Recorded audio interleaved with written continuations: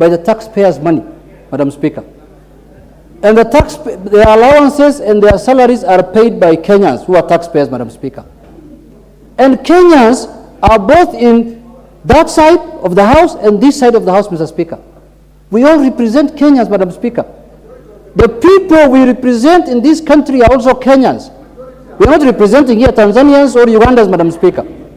So, Madam Speaker, let us not use the floor of this House to create a picture of a partisan police force, Madam Speaker, those police service. We must be careful of that, Mr. Speaker. I expected, when the mover moved the motion, the next thing we should have done in this House, Madam Speaker, is to observe a minute of silence for those people who are killed and who died, Madam Speaker, and who are mortuaries, Madam Speaker.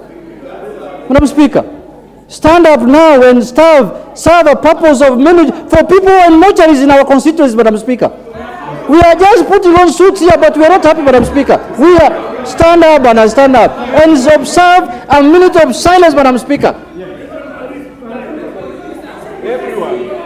Let's observe a minute of silence.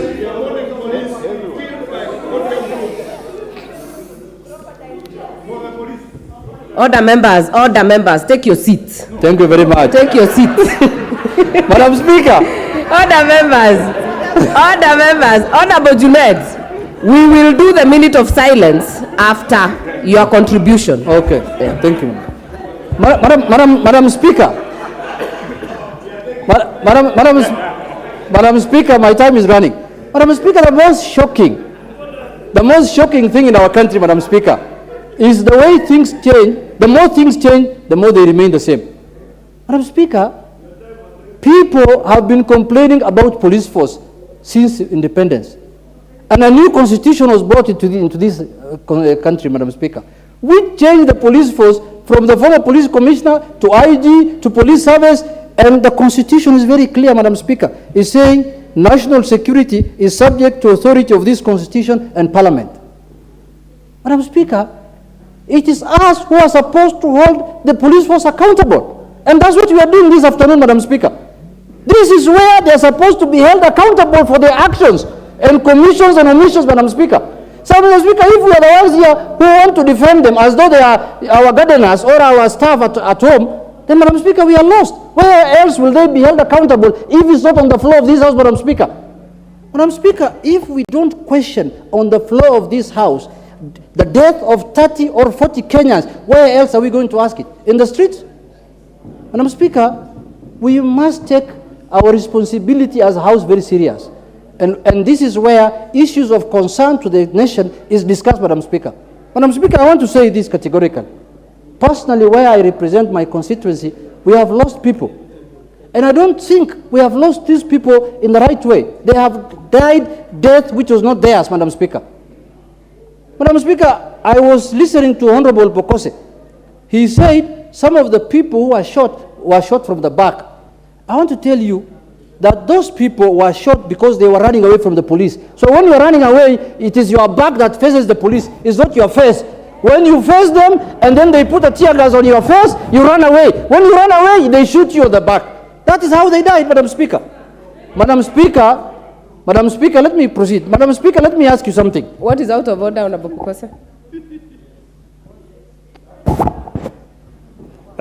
Thank you, Madam Speaker. Madam Speaker, the Honorable Junet has, I don't know whether you are being distracted when he was making this allegation. Which allegation? That I said the police, the people who were shot from the back. It was Honorable Buyu in her statement that said they were shot from the back. What I said is that if they were shot on the back, it means, and we saw clearly that the demonstrators were throwing stones, meaning the people who shot them were the ones behind them, not the ones who are in front. Madam Speaker, let me proceed. Madam Speaker, my time is gone. Honorable Junet, please proceed. Madam Speaker, in all these demonstrations, I'm giving you, in all these demonstrations, Madam Speaker, in all the demonstrations that happen in the country, I have not seen any recorded death of stones. There is nobody who has been killed because of throwing stones. People have been killed because of bullets. Who owns the bullets? Is it the public or the police? Madam Speaker, I want to be informed by Honorable Millie. She has something to inform me. Madam Speaker, with your indulgence. Honorable Millie Odhiambo. Thank you, Madam. Yeah. Thank you, Madam Speaker, for giving me this opportunity. Madam Speaker, I wish to inform Honorable Junet Mohamed that there are actually videos going around that it is very clear that the gunshots were coming directly from the police, those in uniform and those without, and they were police who we can actually see their faces clearly. Point of order. What is your point of order, member for? Honorable Millie Odhiambo, I don't want us to use points of orders and information to debate. To debate. Honorable member for Madeira, what is out of order?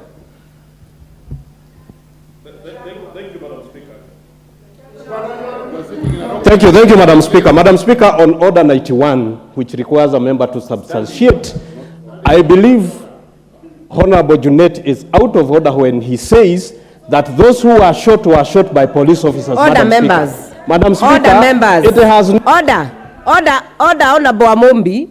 In fact, what you're debating, Honorable Junet was right to actually quote Honorable Pukose, and Honorable Pukose has put his information proper, because Honorable Rosa had made some allegations, same as Honorable Pukose, and it has been cleared. So let Honorable Junet finish. Yeah. Madam Speaker, a lot of my time has been... Madam Speaker, let us agree on one thing as a nation. If we don't want Article 37 of the Constitution, let us do a constitutional amendment and we repeal it, so that we don't need it. But so long as that article in the Constitution, Madam Speaker, that article, people must be allowed to exercise their freedoms and their rights under the Article 37. Madam Speaker, Madam Speaker, when you go to Article 239, it is very clear, national security organs, in performing the functions and exercising the powers of the national security agents, and every member of the national security organs shall not, one, act in a partisan manner, Madam Speaker. We cannot have a partisan police service, Madam Speaker. That cannot happen in this country, over our watch as members of this House. Secondly, Madam Speaker, further any interest of any political party. If Kenya Kwanza wants to advance their agenda, let them have, like KANU, let them have Kenya Kwanza goons and youth wingers. Let them do that and use that to... You cannot use the police to propagate your agenda, Madam Speaker. That cannot happen. The police is there to protect and defend the rights of every Kenyan. And once that is lost, Madam Speaker, that is the beginning of anarchy in this country. That is the beginning of anarchy, Madam Speaker. Let us not lose that. Honorable Junet, your time is up. This next chance will go to the leader of majority. Thank you, Honorable Speaker. Maybe, Honorable Speaker, I just begin by telling the Honorable Junet that the Kenya Kwanza government has no desire, has no plans to enlist the services of goons. Yes. Those who enlist the services of goons and anarchy are well known in this country. And I want to join you to say that the police should and must act fairly, objectively, and in line with the law. And with that, I thank the Honorable Rosa Buyu for having brought us this motion. Not necessarily to discuss the police, but to have an opportunity to have a conversation and a debate on violence and the use of violence as currency for political engagement in this country. Honorable Speaker, we've all been very keen to quote Article 37 of the Constitution on the right to picket and demonstrate. But conveniently, our brothers conveniently leave out a very critical part of that provision in the Constitution, that you have the right to demonstrate and picket peaceably and unarmed. Honorable Speaker, what we have witnessed in this country in the last 7 or so months these are not demonstrations. No picketing. What we have witnessed is sheer anarchy. It is riots. It is anarchy. Honorable Speaker, if you can protect me from the member for Baringo, she will have an opportunity. She can stop contributing. I have a very good brain to be able to make my own contribution. Honorable Speaker, I was saying, it is sheer anarchy. We have witnessed an a campaign of people being mobilized into riots, lawlessness, thuggery, robbery at times. We have seen people being robbed in the streets. We have seen shops being looted. We have seen highways, very expensive highways, being destroyed. Newly built roads like ABC Rironi at Kangemi, Honorable Speaker, I saw the other day, tires being lit. There is now a pothole in the middle of that highway. Tomorrow, there will be an accident there, and we will all be crying, oh, why is the ministry not doing this? What about the person who lit a tire to destroy that public infrastructure? I remember last term, when President Uhuru Kenyatta said, as he commissioned the Nairobi-Naivasha Railway, that any person who destroyed public infrastructure, he will not hesitate. In fact, if I quote, he said, haki ya Mungu, nitaweka sahihi anyongwe. I'm not saying anybody, President Ruto should sign for those who destroy the expressway to be hanged or to be executed, but I'm saying we must be responsible as leaders. We are using heavy words today here, and that's why I took great exception to the use of the term genocide by the Honorable Samuel Atandi. We have used words like communities are being targeted, the Luo nation is under siege, it is being targeted. Honorable Speaker, it is true. There have been these violent riots, and I must hesitate from using the word demonstrations because there have not been a single incident of a demonstration or picketing until yesterday. And I must commend a group I saw in Kisii County yesterday, holding vigil, and they peaceably and unarmed. Hopefully it's Irene Mayaka who was leading them. And I want to encourage you, Irene, go back and lead them again to peaceably have a procession peacefully. And they made their point without a single person getting injured, without a single person getting shot, without a single stone having been hurled at any policeman. That is the kind of country we should be building. Honorable Speaker, I dare ask, Honorable Speaker, how much violence is enough? Honorable Ichungwa, Leader of Majority, do you want to be informed by Honorable Catherine Omari? She has no capacity, Honorable Speaker. She has no capacity to inform me on anything, on any subject. Honorable Speaker, I was asking, how much violence is enough? How much bloodshed, Honorable Speaker? Honorable Speaker, I believe you will protect me from this unnecessary noise. Honorable Speaker, I was asking, how much violence is enough? How much bloodshed is enough? And I say this because I see a number of you from leaders from Luo Nyanza. And I want to look at you straight in the eye and ask you how much blood, how many liters of blood is enough? How many body count, how much body count do you want us to count for us to say enough is enough? Honorable Speaker, the mover of this motion,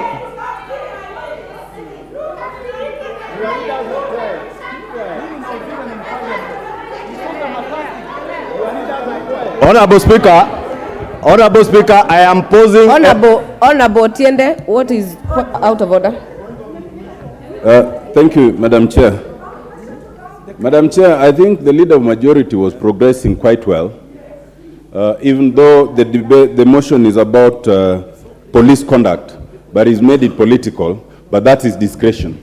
But is it in order for the Leader of Majority to now single a single community and talk of blood as if he's imputing that the Luo community have spilled blood, when it is actually the Luo community who are bearing the brunt of all violence in this country in every year? Could you please withdraw that statement?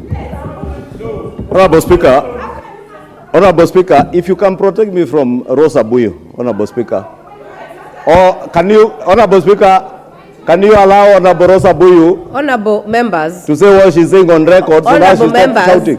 We shall not address members across the aisle. If you need to catch the speaker's eye, you know what to do. Honorable Rosa Buyu, Honorable Millie Odhiambo, do not shout across the floor. Honorable Speaker. You are out of order. Honorable Speaker, you know I have tremendous respect for Senior Counsel Otiende Amolo because he listens and responds as we should do in a debating chamber, not shouting. And I must clarify to Honorable Otiende Amolo, I was speaking to the leadership from Luo Nyanza. And I was asking, we must come to a time now when we say enough is enough. That we cannot continue mobilizing people for riots in the name of Article 37 of the Constitution. Then we cry foul. Honorable Speaker, Honorable, last week, order, majority. will I have time? Honorable, I hope you will add my time. Honorable Ward Chief, what is out of order?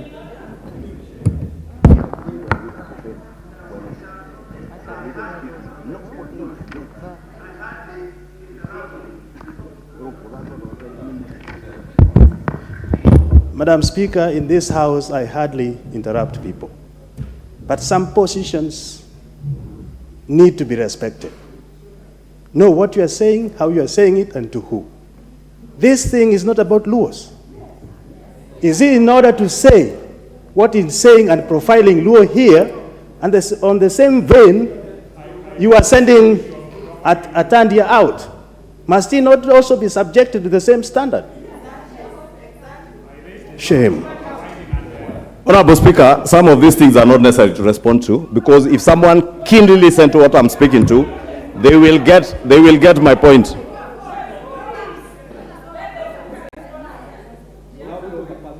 Order members, I really will actually engage and indulge us to actually just observe decorum because I have had an Honorable Otiende Amolo, you can confirm that this came from this side of my left initially.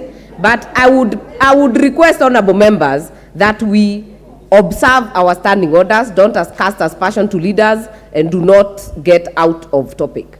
Honorable Majority Leader. Thank you, Honorable Speaker, for bringing order back to the House, because I was saying anyone who is keenly listening to what I'm saying, I was responding to the calls or the use of the terms like genocide, like targeting of communities. We already ruled on that, Majority and that Leader. is what, Honorable Speaker, I was responding to. Yeah. So those who are getting what I'm not saying, and Honorable Speaker, I was saying, as leaders, whether from Kiambu, whether from Luo Nyanza, we must now begin taking responsibility. I like what Honorable Sarah Korere said, that you can indeed lead your people in a demonstration, peaceably and unarmed. Honorable Speaker, last week, in Kangemi, there were people firing gunshots at the police. Honorable Speaker, in Mlolongo, in Kitengela, there was use of firearms by people who are not policemen. Honorable Speaker, we have used heavy terms like militia. And I remember when KJ, Honorable Speaker, can you protect me? Because there are only 3 members, Honorable Speaker, you have capacity to protect me. Order members, we have done very well until this point. So let us not shout across the floor. If you want to put an intervention, you know what to do, honorable members. You know, Honorable Speaker, I have been here long enough to know these tactics. What is out of order?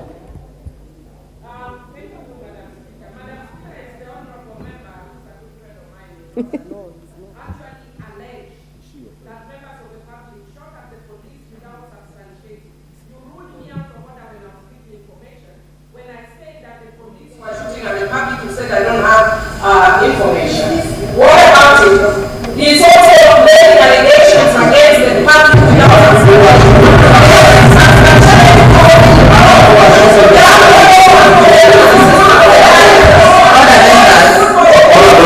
Order members, you know I have listened to all of you. These allegations have come from both sides of the house. I have had people who say they were shot from the back, others from the front, others the police were shot.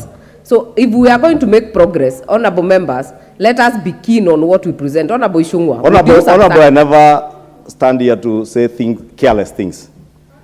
There was a report, Honorable Speaker, that was released the day before yesterday by the Ministry of Interior that is in public record that 158 police vehicles have been destroyed, 305 officers injured, 1 policeman killed.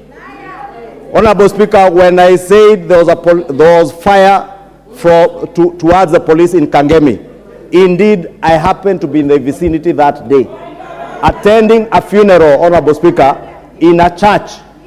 And the Honorable KJ, because I was with Honorable KJ, he can tell you, as we waited, policemen had to take cover because there were gunshots coming from the crowd. Honorable Speaker, when the Honorable Pio and I was challenged on the use of the word militia, I want to state that it is indeed true. There has been a militia that has been used in these riots that have purported to be demonstrations. Honorable Speaker, you saw even our mainstream media houses cover incidences in Kitengela, where members of the public were alluding to the fact that all the people who were purportedly demonstrating in Kitengela were outsiders who were ferried into Kitengela using public service vehicles. Order, members. And you must add me time, Honorable Speaker. Order, members. I know so many of us want to speak, and I want to